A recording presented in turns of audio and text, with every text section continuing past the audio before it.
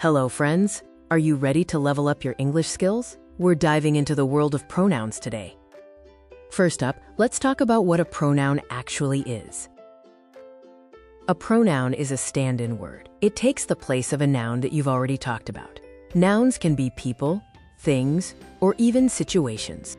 Why do we use these handy words? Pronouns help us avoid repeating the same noun over and over. This makes our writing and speaking much smoother and easier to read. You're already masters of the first type, personal pronouns. Let's do a super quick review. Personal pronouns are words like I, you, he, she, it, we, and they. They usually refer to a specific person or thing.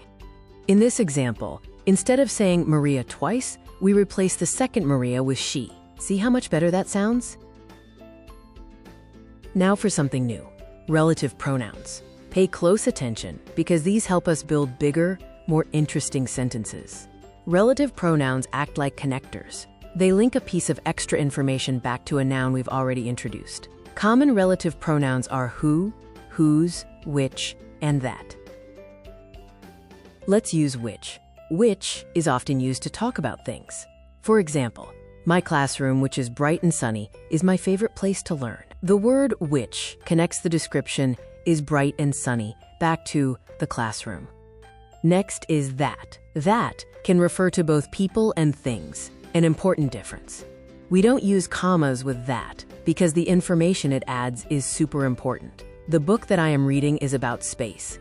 Without writing that I am reading, we wouldn't know which book the person is talking about. Get ready for the last type, demonstrative pronouns. These are all about pointing. Demonstrative pronouns literally point to or single out a noun. They tell us if the noun is near or far, and if it's singular or plural. We use this when something is close to us and there's only one of it. For example, you can hug your teacher and say, "This is my favorite teacher." We use that when something is far away and there's only one of it. For instance, pointing across the room to one object. That is Ben's science project.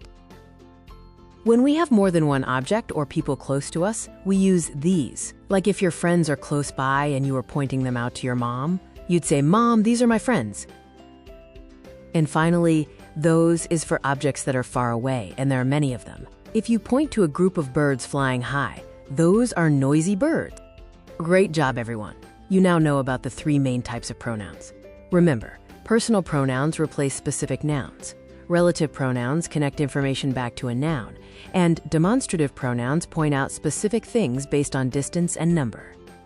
Keep practicing using pronouns in your speaking and writing. They truly give your sentences pronoun power. Until next time.